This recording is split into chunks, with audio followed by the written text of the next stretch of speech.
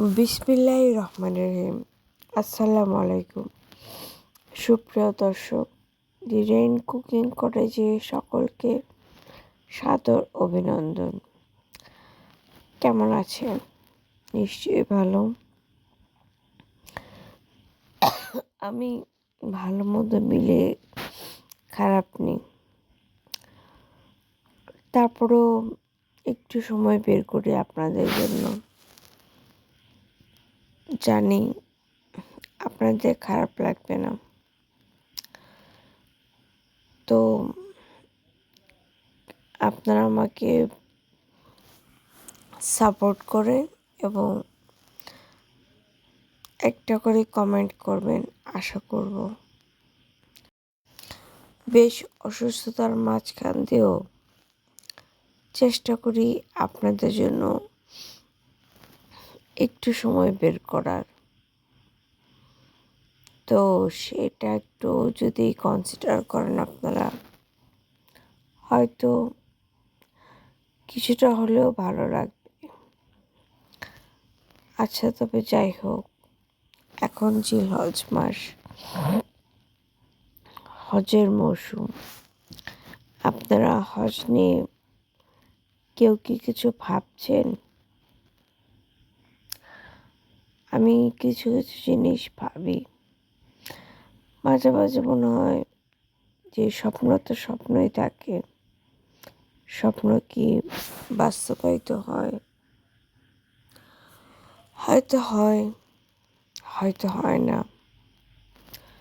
তবে স্বপ্ন দেখতে তো আর বাধা নেই, আর স্বপ্ন দেখার কোনো সিলেবাসও থাকে না।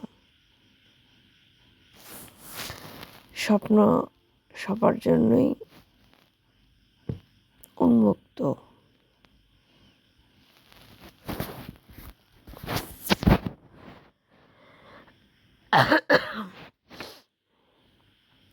তবে যাই হোক, স্বপ্নকে বাস্তবায়ন করতে গেলে অনেকটা পরিশ্রম করতে হয়, অনেক কাঠখড় পোড়াতে হয়। আমি আমার স্বপ্ন পূরণের জন্য কিছু কিছু চিন্তা ভাবনা ভাবছি, আর তার মাঝে কিছু জিনিস শেয়ার করব, আর কিছু জিনিস আমার নিজের ভিতর রেখে দেব, কারণ সব কিছু তো আসলে শেয়ার করা উচিত না। এটা নিজের জায়গা থেকে বলবো, আর এই ব্যক্তিত্বটুকু সবাই কম বেশি রাখে। তো যা হোক, আপনাদের এরকম কোনো স্বপ্ন কি আছে যেটা আপনি বলতে পারেন? থাকলে লিখতেই পারেন কমেন্ট বক্সে। আমার স্বপ্ন দেখায় হয়তো সেটা কাজে আসতে পারে, নয় কি? আপনাদের কার স্বপ্ন কীরকম বলতেই পারেন। আচ্ছা, যা হোক, শুরুতেই যেটা বলছিলাম যে জিলহজ মাস, আজকে জিলহজ মাসের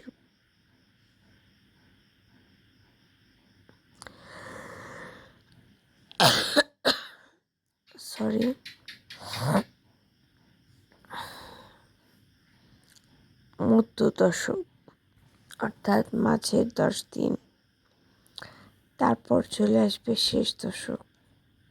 উফ, ভাবা যায় দিনগুলো কীভাবে চলে গেল না? এই তো সেদিন তসবিহ তাহলিল, তারপর নখ কাটা, রোজা রাখা, কোরবানি, এগুলো নিয়ে কত ব্যস্ত সময় গেল। আর এখন মাঝের দশক, সেই ব্যস্ত সময় আর নেই। আছে একটু অবকাশ। এই অবকাশে আমরা আল্লাহর কাছে আমাদের স্বীয় দোষ প্রত্যেকের জায়গা থেকে আমি মনে করি এটা করা উচিত যে আল্লাহ আমার এই দোষ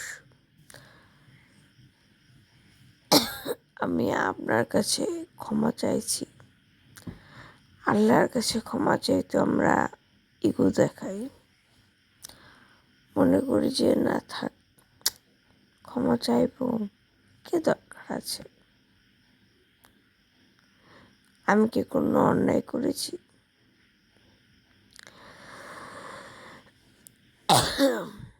অন্যায় করি আর নাই করি, আমরা আল্লাহর কাছে অপরাধী। তাই আমরা যেন সবসময় আস্তাগফিরুল্লাহ পড়ি। আজ এ পর্যন্তই। ভালো থাকুন।